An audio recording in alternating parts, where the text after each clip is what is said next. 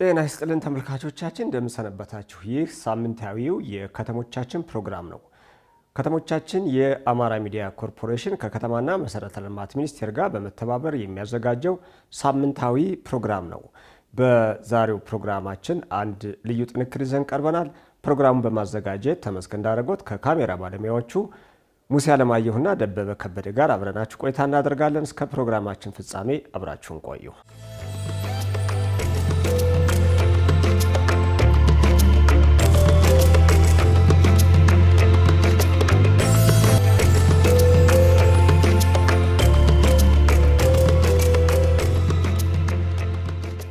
ኢትዮጵያ በከተማ ምስረታ ረጅም ታሪክ ካላቸው ሀገራት መካከል አንዷ ናት። በኢትዮጵያ በርከት ያሉ ከተሞች ረዘም ባሉ ዓመታት ተመስርተው እንዲሁም ከፍተኛ እድገት ደረጃ ላይ ደርሰው እንደነበር መረጃዎች ያሳያሉ። የከተማና መሰረተ ልማት ሚኒስቴር በከተማ መሰራረት እድገትና በኢትዮጵያ ከተሞች በቀጣይ ሊኖሯቸው በሚገቡ አወቃቀር ዙሪያ የፓናል ውይይት አዘጋጅቷል። የዚህን ክፍል አንድ በዛሬው ፕሮግራማችን ይዘን ቀርበናል። እስከ ፕሮግራማችን ፍጻሜ አብራችሁን ቆዩ። በኢትዮጵያ የረዥም ታሪክ ውስጥ ከተሜነት ጉልህ ሚና አለው። በኢትዮጵያ ታሪክ ውስጥ በርካታ ከተሞች ተመስርተው የነገስታት መናገሻ ሆነው የንግድ ማዕከል ሆነው ያደጉ የበርካቶችን ቀልብ ስበው ዓለም አቀፍና ገናና የነበሩ ከተሞች እንደነበሩ ታሪክ ይነግረናል። አድገው የብዙዎችን ቀልብ የሳቡ ከተሞች ተንኮታኩተው የጠፉ አሊያም ከነበሩበት ገናና ታሪክ ወርደው አነስተኛ ከተሞች ሆነው ዛሬ ላይ እናገኛቸዋለን። ከተማ ይወለዳል፣ ያድጋል፣ ብሎም ሊጠፋ ይችላል። አሁን ባለንበት ዘመን ከተሜነት እጅግ የተስፋፋበት ዘመን ነው። ዓለም አቀፍ መረጃ እንደሚያሳየን የዓለም ሕዝብ አሁን ላይ 60 በመቶው በከተሞች ይኖራል። ኢትዮጵያም ፈጣን የከተማ እድገት ካላቸው ሀገራት አንዷ ናት። በሀገራችን በየዓመቱ የከተማ እድገት ምጣኔ 5.4 በመቶ መሆኑን ከከተማና መሰረተ ልማት ሚኒስቴር የተገኘ መረጃ ያሳያል። ሚኒስቴር መስሪያ ቤቱ በከተማ መሰራረት እድገትና በኢትዮጵያ የሚገኙ ከተሞች የወደፊት ዕጣ ፈንታ ምን መምሰል አለበት በሚለው ዙሪያ የፓናል ውይይት ከሚመለከታቸው አካላት ጋር አድርጓል። ዓለማችን በጣም በፍጥነት እየከተመች ያለችበት ጊዜ ላይ ክሪቲካል ታይም ላይ እንገኛለን ማለት ነው። በአሁኑ ሰዓት ከ60% በላይ የዓለማችን ክፍሎች በከተማ ይኖራሉ። ይሄም ከ4 ቢሊዮን በላይ የሚሆኑ ህዝቦች በከተማ ይገኛሉ ማለት ነው። ይህ ክሪቲካል ክስተት ወይም ደግሞ ወሳኝ ክስተት የተከሰተው በዩኤን ሀቢታት በተጠናው መሰረት በ2007 ለመጀመሪያ ጊዜ በገጠር የሚኖሩ አሰፋፈሮችና በከተማ የሚኖሩ አሰፋፈሮች የተላለፉበት፣ ያ ማለት የከተማ አሰፋፈር የከተማ ነዋሪ ቁጥር ከገጠር ነዋሪ ቁጥር የላቀበት ጊዜ 2007 ሆኖ እናገኘዋለን ማለት ነው። ይህንኑ ጥናት ሳይት አድርጎ ኦክስፎርድ ዩኒቨርሲቲ የወርልድ ዳታ ሴንተር በሚለው እንዳሳየው ይህ ግዙፍ የሆነ ህዝብ አሰፋፈር በስፔስ ስንመለከት ወይም ደግሞ በአቀማመጥ ስንመለከት የዓለማችንን ከ1% በጥቂቱ ከፍ ያለ የመሬት ሽፋን ይይዛል ማለት ነው። ስለዚህ ደንሲቲውን ኢማጂን ማድረግ እንችላለን ማለት ነው። የሰዎች ደንሲቲ በጣም ከፍተኛ ደንሲቲ ስለሆነ ሲቲዎች፣ ከተማዎች ማኔጅ መደረግ አለባቸው፣ መመራት አለባቸው፣ በፕላን መመራት አለባቸው። የፕላኔትን ዘላቂነት ወይም ደግሞ ቀጣይነት ለማረጋገጥ ካስፈለገ ማለት ነው። እንግዲህ የከተሜነት ፍጥነት ከ18 እስከ 20ኛው ሴንቸሪ ድረስ እጅግ በጣም የተፋጠነ ሆኖ ከተወሰነ ጊዜ በኋላ ዓለም እያደገች ሲመጣ ባደጉ ሀገራት ስሎው ዳውን ሲያደርግ በታዳጊ ሀገራት ደግሞ እጅግ የተፋጠነ ፍጥነት እንዲሁም የቀጣይ የከተማ ተስፋ የአዲስ ከተማ ኢመርጀንሲ የምናስበው ከአፍሪካና ከኤዥያ ይሆናል ማለት ነው። እንግዲህ በዚህ ደረጃ አርባን ክትመት በዚህ ደረጃ እየመጣ መሆኑ እንዳለ ሆኖ ኮንሴፕቹዋሊ ወይም ደግሞ በጽንሰ ሀሳብ ደረጃ የአርባን ሳይንስ የተለያየ አገላለጽ ይሰጠዋል ማለት ነው። ለምሳሌ እኛ የምናውቀው እስካሁን ድረስ በዳይኮቶሚ ደረጃ ነው ወይም በሁለት እይታ ደረጃ ነው የምናየው፣ ሩራል ቨርሰስ አርባን ብለን ነው የምናየው። ነገር ግን አሁን ሃርሞናይዝድ የሆነ ዴፊኒሽን ከቅርብ ጊዜ ወዲህ በዩሮፒያን ዩኒየን እንደምንመለከተው በ3 ካቴጎሪ ዲቫይድ አድርጎ ያስቀምጣል አርባን ኮንሴፕትን which is the most accepted and timely meaning and definition of urban ብለን የምንወስደው ማለት ነው። እኒህ ክላሲፊኬሽን ምንድናቸው? ሲቲ ታውን ቪሌጅ ብሎ ክላሲፋይ ያደርጋል። ከዚህ በፊት የምናውቀው ሁለቱም ዳይኮቶሚ ነው፣ አርባን ቨርሰስ ሩራል ብለን ነው የምናውቀው። ዲፋይን ሲያደርገው ሲቲን በዚህ መልኩ ዲፋይን ያደርጋል። አንድ ሲቲ አሁን ባለንበት ስፔር ሜጋ ሲቲዎች ኢመርጅ ያደርጉ የሚመጡበት ጊዜ በእንደዚህ አይነት ክላሲፊኬሽን ክላሲፋይ ካላደረገን እንጂ የአርባን ኮንሴፕትን የተሟላ ሊያደርግ ይዘት ያለው ዲፊኒሽን አንወስድም። በእኛ በኢትዮጵያ ኮንቴክስት ደረጃ ብንወስድ በፖሊሲ ደረጃ ራሱ 2000 ህዝብ ያለው ከ50% በላይ ነን አርባን አክቲቪቲ ላይ የተሰማራ ከሆነ ከተማ ብለን እንፈርጃለን። ያ አፈራረጅ ግን ትክክል አለመሆኑና አሁን ካለው የአርባናይዜሽን ተራምዶ ጋር የማይጣጣም መሆኑን እንገነዘባለን ማለት ነው። ስለዚህ ሲቲ ብለን የምንጠራው ከ50,000 በላይ ኖሮ ዴንሲቲው ደግሞ ከ1500 በላይ በኪሎ ሜትር ስኩዌር ላይ ያለ አሰፋፈር ቢልዲንግ ሴትአፕ ኦር ደግሞ የቢልዲንግ ከቨሬጅ ደግሞ ከ50% በላይ ሲሆን ሲቲ ብለን እንበይናለን ማለት ነው። ኢትዮጵያ ዝቅተኛ የከተማ እድገት ምጣኔ ያላት ሀገር መሆኗ ከተሞችን በአግባቡ መምራት ከተቻለ የተሻሉ ከተሞችን ለመመስረት፣ በአግባቡ መምራት ካልተቻለ ግን ደግሞ ለነዋሪዎች የማይመች ከተማ ሊፈጠር ይችላል። እየፈጠንበት ያለው ነገር ደግሞ በጣም ፈጣን እንደሆነ ይናገራልና ይሄ እኔ እንደ ተስፋም ማየት አለብን፣ እንደ ፈተናም ማየት አለብን። በተስፋነት የምንወስደው ሌብላችን ዝቅተኛ ነው ማለት በቀጣይ እንደፈለግን አስተካክለን ለመምራት እድል አለን። ጎባጣው የማይቃና እየገነገነ ሳይሆን ሊቃና የሚችል በፍጥነት ወደ ሀዲድ ልንመልሰው የምንችል ሁኔታ ላይ እንገኛለን። ምናልባት እንደ ምሳሌ ቢቀርብ አሁን የቻይና ሸንዘን የምትባል ከተማ የዛሬ 35 ዓመት 300,000 ህዝብ ነበረባት። አሁን የ15 ሚሊዮን ህዝብ ያስተናገደች ከተማ ነች። ከሌሎቹ ከተሞቹ ትልልቅ ከተሞቿ በጣም ሞደርን እና በጥሩ ሁኔታ ያለች ነች። እነሱ የሚሉት ምንድነው? ሳትበላሽ አገኘናት፣ በጥሩ ገነባናት ነው የሚሉት። ተበላሽተው በጣም ያደጉት እንደነ ዋናዎቹ ከተማቸው እንደ ቤጂንግ አይነቶቹ ለማስተካከል ትልቅ ፈተና አለውና ይሄ ትልቅ ተስፋ በአንድ በኩል እንወስደዋለን። በሌላ በኩሉ ደግሞ ወደ ኋላ ቀርተናል ማለት ብዙ የቤት ስራ አለብን፣ ብዙ ውዝፍ ስራ አለን። ወገብ የሚያጎብጥ ካልፈጠን ካሮጥ ምናልባትም ወድቀን የሚያስቀረን ፈተና ላይ ያለን ብለን እንወስዶ ነው ይሄ ቁጥር የሚነግረን ነገር። የህዝብ ብዛቱን በተመሳሳይ ሁኔታ ህዝብ በዛ ማለት በተስፋነቱ ካየነው ትልቅ ተስፋ ነው። ዓለምን የሚቀይረው የሰው ጭንቅላት ነው፣ የሰው እጅ ነው። ብዙ እጅ አለ፣ ብዙ ጭንቅላት አለ ማለት ነው። በሌላ አንጻሩ ደግሞ ይሄን ህዝብ መመገብ ካቃተ፣ ለዚህ ህዝብ አገልግሎት ማቅረብ ካቃተ ትልቅ ፈተና ነው፣ ያጠፋል።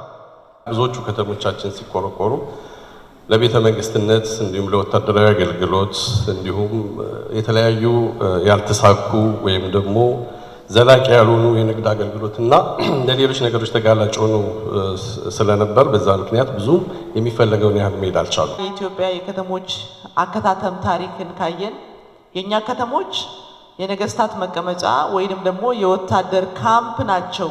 በኋላ ከዛ ተጀምሮ እየሰፋ ይሄድና ብዙ ከተሞቻችን በዛ መንገድ የተቆረቆሩ ከተሞች እና የተፈጠሩ ከተሞች ናቸው ያሉን። ሌላው ዓለም ላይ ደግሞ የምናየው ከተሞች ቀድመው መሰረተ ልማት ተዘርግቶላቸው በጣም ፕሮአክቲቭ በሆነ መንገድ ይፈጠርና ለሁሉ ነገር ምቹ በሆነበት ሰዎች ብቻ ሙቭ አድርገው መኖር እንዲችሉ ይሄ ከኢኮኖሚ እድገት አኳያ ሊያያዝ የሚችል ከሌቭል ኦፍ የስማርት ፒፕል ከምንለውም ጋር በብዙ ምክንያቶች አሉት። ግን መንግስት ፕሮአክቲቭሊ አዳዲስ ከተሞችን እየፈጠረ መሄድበትን ማየት ይቻላል። እኛ ደግሞ እንደ ሌት ከመር አድቫንቴጅ ተብሎ ቅድም በፕሬዘንቴሽን ሲነሳ ከነበረው ማኳያ ካሁን በፊት ስብራት ነበረብን በከተማ አመሰራረት ስርዓቶቻችን። ዛሬ ላይ ግን ፕሮአክቲቭሊ ከተሞች እየተፈጠሩ ያው ስማርት ብቻም አይደለም ብልህ ከተሞች እየተፈጠሩ እንዳሉ ማሳያ ማንሳት ያስፈልጋል። ለምሳሌ ፕሮአክቲቭሊ ከሚፈጠሩ ከተሞች ጫካ ለምሳሌ ብልህ ወይንም ደግሞ ከስማርትም ከፍ ያለ ከተሞች ፕሮአክቲቭሊ እየተፈጠሩ እንደሆኑ ማየት ይቻላል። እና አዲስ ቱሞሮውን መውሰድ ይቻላል። እና ስፔሻል ኢኮኖሚክ ዞንን መውሰድ እንችላለን። እነዚህ የቱሪስት መዳረሻ የምንላቸውን ሜጋ ፕሮጀክቶች በተለይ ክቡር ጠቅላይ ሚኒስትራችን የራሳቸው ፕሮጀክት የሆኑትን የነገ ከተማ መሆን የሚችሉ ናቸው። በከተማ ፐርስፔክቲቭ ካየ ነው ኢንፍራስትራክቸር ነው የሚቀድመው። ኢንፍራስትራክቸር ይቀድምና ከተሞች እሱን ይከተላሉ። ፕሮጀክት ተከታትለው ከተሞች ይሆናሉ። በተለይ የበፊቶቹ በፖለቲካና በሚሊተሪ ካምፕነት ከተመሰረቱት ውጪ ያሉት መንገድ ይቀድማል፣ መንገድ ይከተላል። ከተሞቻችን ያን ይመስላሉ። ነገር ግን መንገድ ሚንስ ነው፣ ዲቨሎፕመንቱ ነው መምጣት ያለበት። ስለዚህ ዲቨሎፕመንቱ ቀድሞ በፕላን መመራት አለበት። እነዚህ 3ቱና 4ቱ ጉዳዮች የጠቀስኳቸው ጉዳዮች ሃይ ሌቭል ፕላኒንግ ያስፈልገናል። ናሽናል ስፓሻል ፕላን፣ ሪጅናል ፕላን ያስፈልጋል። በዚህ መልክ ልንመራቸው ይገባል። ያዘጋጀን ክልሎች ማጽደቅ መተግበር አለብን። ያላዘጋጀን ክልሎች ማዘጋጀት አለብን።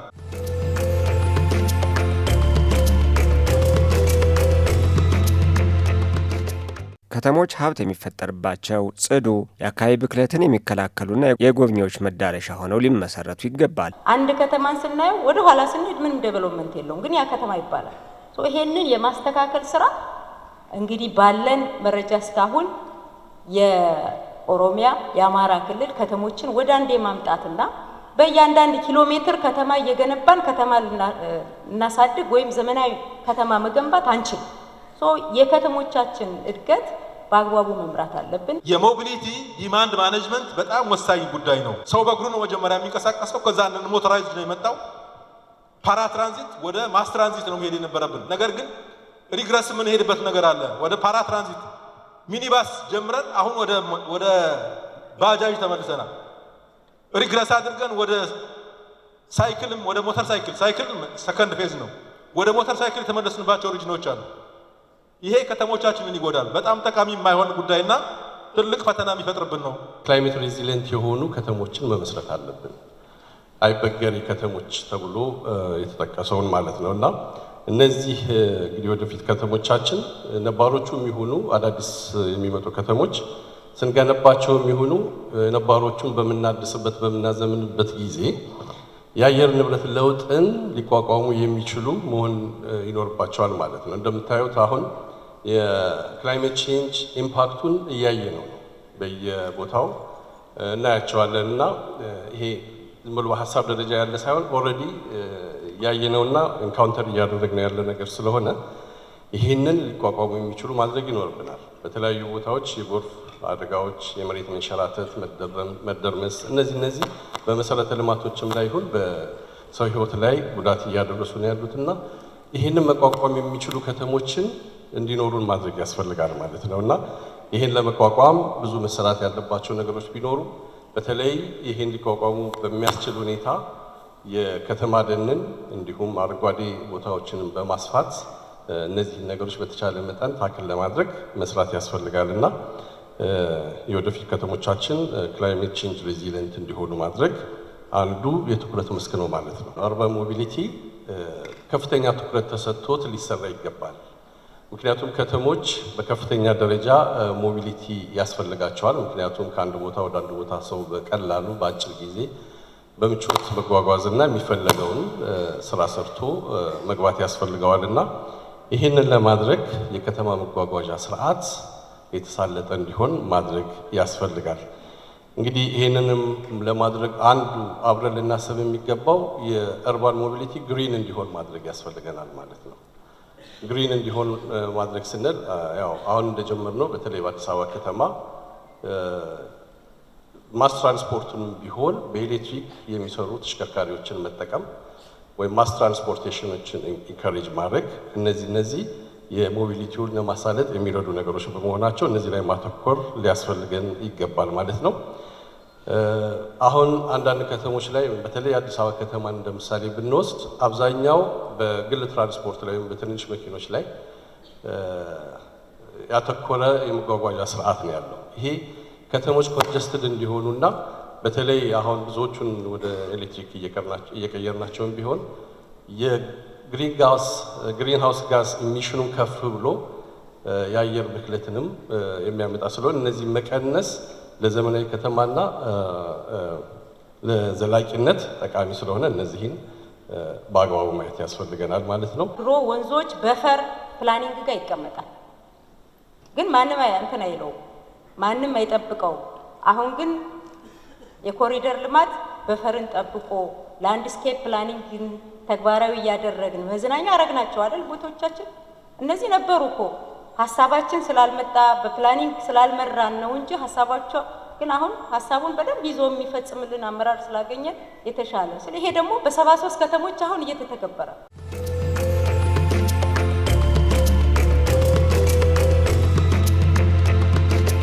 በከተሞች የካዳስተር ስርዓትን መተግበር ከተሞች ሀብት እንዲያመነጩ ያስችላቸዋል። የተደራጀ መረጃም እንዲኖር ያግዛል። ቤቶቻችን አብዛኞቹ መጠለያ ናቸው። አሁን ከመጠለያነት አልፎ ካፒታል መሆን የሚችሉት በባንክ ተበድረን ሼር ገብተን ሊሰራበት የምንችለው ካዳስተር ስርዓት ሲኖር ነው። ስለዚህ በሌለን ወረት የሞተ ሀብት በብዙ ከተሞቻችን ውስጥ አለ፣ መጠለያ ብቻ የሆነ ይሄን ትራንስፎርም ማድረግ የምንችለው ለእድገታችን ትልቅ ተደማሪ ሀብት ማግኘት የምንችለው ይሄን ካዳስተር መተግበር ስንችል ነው። ኮምፓክት ሲቲ ነው አሁን በአዲሱ የሚታሰበው ማለት ነው። አዲሱ የፕላኒንግ አስተሳሰብ ኮምፓክት ሲቲ ሚክስ ሲቲ ነው።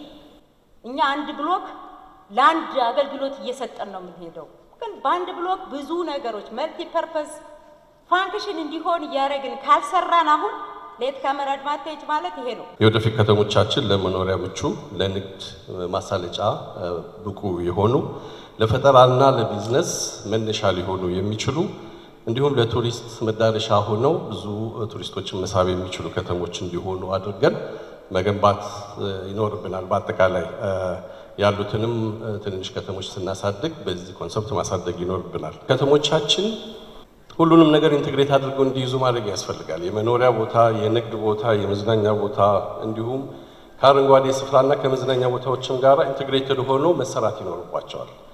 ይሄ ለምን ይጠቅማል? ህብረተሰብ እዛ በከተማ የሚኖር ሰው እርስ በርሱ መስተጋብር እንዲፈጥርና የሶሻል ዴቨሎፕመንትና የኢኮኖሚክ እንትኑን የሚያሳልጥ ሆኖ እንዲሆኑ የሚያግዝ ስለሆነ ኢንቴግሬት ማድረግ ይፈልጋል እና እነዚህ መሰረተ ልማቶቹንም በዚህ አይነት ሁኔታ ከሄድን ብቻ ነው በባለቤትነት ስሜት ህብረተሰቡ ሊይዘው የሚገባው። ክልል የኔን ብቻ ከተማ ያኛውም የኔን ብቻ ከተማ በክልል ውስጥም አንዱ ከተማ አንደኛውን እየገፋ ነው ብሎ የሚታሰብበት ሳይሆን እርስ በርስ ተጋግዘው የሚያድጉበት እንዴት ነው መፍጠር ያለብን ማለት አለብን፣ ኮምፒታንት እንዲሆኑ ማለት ነው። ሶ አርባናይዜሽን ባውንደሪ የለውም። አርባናይዜሽን ዴቨሎፕመንት ነው የሚመራው። ሶ ይሄን ዴቨሎፕመንት የሚመራ አንድ የፖለቲካ ማህበረሰብ፣ አንድ የኢኮኖሚ ማህበረሰብ እንገንባ እያልን ነው አይደል የምናስበው። ሶ ሌታስ አርባናይዜሽን ይሄንን ነው የሚፈጥረው። የወደፊት ከተሞቻችን ቱሪዝምን ያማከሉ መሆን አለባቸው። ሁሉ ነገር አለን፣ የተሟላ ነው። ነገር ግን ከተሞቹን ጽዱ፣ አረንጓዴና ዘመናዊ በማድረግ ለቱሪስት መስህብ እንዲሆኑ አድርገን መስራት ይኖርብናል። በጣም ጥሩ የሆኑ ዘመናዊ የሆኑ የገበያ ቦታዎች፣ መዝናኛዎች፣ ታሪካዊ ቅርሶች ያሉባቸው ከሆነ ደግሞ እነሱን በዘመናዊ ሁኔታ አሻሽሎ ታሪካዊ እንትናቸውን ሳይቀይሩ ለቱሪስት በሚመች መልኩ ማዘጋጀትና ሙዚየሞችን በማዘጋጀት ቱሪስት ወደዛ አካባቢ የሚመጣበትን ሁኔታ ማመቻቸት ያስፈልጋል ማለት ነው።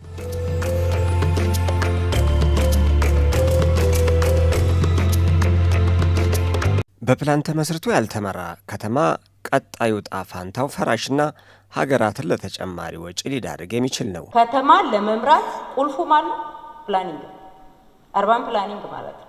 ስለዚህ የፕላኒንግ ሃይራርኪ በእኛ ሀገር ደረጃ ናሽናል አለን፣ ሪጂናል አለን፣ ሲቲ ዋይድ ፕላኒንግ አለን ማለት ነው። ከዛ የገጠር ቀበሌ ማዕከል ፕላን አለን። በእነዚህ ፕላን መምራት ፕላኒንግ ማለት ያለንን ሀብት መምራት ነው። አሁን ብዙ ጊዜ የፕሮፌሽናል አድርጎ የማየት አለ። ፕላኒንግ ኢዝ ኖት የፕሮፌሽን። ፕላኒንግ ፖለቲክስ ነው። አድሚኒስትሬቲቭ ባውንደሪውን ይወስናል። እቺ ከተማ የምን ሚና መሆን አለበት ብለው ይወስናል። ሪሶርሷን አይቶ ይወስናል። ሶ ዋትስ ኔክስት የሚለውን ባለን መረጃ መስራት የምንችለው የከተማ ፕላን ሃይራርኪን ጠብቀን መሄድ አለብን። እስካሁን ሚስ ሊንክ የነበረን እንደ ሀገር ሪጂናል ስፓሻል ፕላን የለንም። የትኛው ከተማ ይሆናል፣ የትኛው ገጠር ይሆናል፣ የትኛው ሪዘርቭድ ሆኖ መቀጠል አለበት። ለምሳሌ ብዙ ከተሞቻችን ፈርታይል ላንድን ኮንሱም እያደረጉ እያደጉ ነው። ይሄንን ካልመራ ያከታተም ስርዓታችን ካልተመራ አስቸጋሪ ነው። ይሄ ማን ይመለከተዋል? ኢንዱስትሪ ሚኒስተር ሲገነባ ኢንዱስትሪን የት ነው ማድረግ ያለብኝ ብሎ ማሰብ አለበት ማለት ነው። የወደፊት የከተማ እድገት የት ነው ያለ ብሎ በሪጂናል ስፓሻል ፕላኑ በናሽናል ፕላኑ ተመስርቶ መገንባት አለበት። የሩራል ዴቨሎፕመንታችን እንዴት ነው ከከተማ ጋር የምናስተሳስረው ብለን ካልሄድ ሪሰንትሊ ሪካፕ መጥቷል። ሪካፕ ሞር የት ላይ ነው ያለው? የሩራሉ ላይ ሶ ሪካፕ ነገ ከተማ የሚፈጥሩትን ከተሞች ላይ የት ነው ምናምን ይሄም በፕላን መምራት አለ። ከተሞቻችን ሰስቴነብል ሆነው ለኑሮ ምቹ ሆነው እንዲሄዱና አገልግሎትም ወይም ሰርቪሶች የተሳለጡ እንዲሆኑ ከረንትሊ ያሉትንም ሆነ ወደፊት ቴክኖሎጂዎችን ወይም ዲጂታል ቴክኖሎጂዎችን ተጠቅመን አሰራሮችን ማሻሻልና የተሳለጡ ማድረግ አስፈላጊ ነው። ዲጂታል ኢኮኖሚንም እንደዚሁ ፕሮሞት ማድረግና አሁን በከፍተኛ ደረጃ እያደገ ያለውን የኢኮሜርስ ተጠቃሚነትን መጨመር እንዲሁም በኢመንግስት ወይም ደግሞ ኢገቨርንመንት በኩል የሚሰሩ ስራዎችን አጠናክሮ መቀጠልና ከተሞቻችን በዚህ መልክ የተቃኙ እንዲሆኑ ያስፈልጋል። አሁን የምናፈርሳቸው ከተሞች መጀመሪያ በፕላን ብንሰራቸው ኑሮ ኮስት ቤኔፊት አናሊሲሱን ብንሰራው ሶሻሊ ኢኮኖሚካሊ ብዙ ነገር እያጣን ነው የምንሄደው። አዲስ አበባን ለመገንባት የወጣው ሌላ ብዙ ከተማ መገንባት እንችላለን። የባኩን ልናይ ፈልጌ አይደለም፣ ግን አዳዲስ ከተሞችን ስንገነባ ማሰብ የሚገባንን ነገር እያሰብን ካልሄድን ነገ የምናፈርሰው ከተማ ነው እየገነባን ያለንን ሀብት በአግባቡ ማኔጅ ማድረግ። እንግዲህ እኔ በዚህ አጋጣሚ መናገር የምፈልገው የ9 ክልሎች ሪጂናል ስፓሻል ፕላን ሰርተናል። ይሄ 7.2 ሚሊዮን ዶላር የወጣበት ይሄ የዴቨሎፕመንት ቱል እንዲሆን ነው ለክልሎች የሰጠነው። ይሄ ፕላን የሚሻሻል የሚያድግ ነገር የለውም ማለት አይደለም፣ ግን ያንን ይዘን እስኪ ከተሞቻችንን እናሰድግ። የትኛው ነው ከተማ መሆን ያለበት? ከዚህ በኋላ ከተማ ስትሰፋ፣ ከተማ ሲያድግ፣ ከተማ ስንፈጥር የት ቦታ ነው መፍጠር ያለብን ብለን ካላሰብን ስቲል የምንሄደው የሚፈርስ ከተማ በመገንባት የትኛው ከተማ መሆን አለበት? ከተማ እንዴት ይስፋ? ሆሪዞንታል እያደገ እያሰፋ ነው መሄድ ያለብን ወይስ ሃይራይዝ? ዘመናዊነት ማለት ያለንን ሀብት በአግባቡ የምንመራበት የፕላኒንግ ሜቶዶሎጂ የእድገት ቱል አድርገን መውሰድ ነው ያለብን። ተመልካቾቻችን የከተሞቻችን ፕሮግራም የተከታተላችሁትን ይመስል ነበር። በቀጣይ ሳምንት ደግሞ ከዛሬው ፕሮግራም የቀጠለ የፓናል ውይይቱን ክፍል 2 ይዘን የምንቀርብ ይሆናል። እስከዚያው መልካም ሳምንት።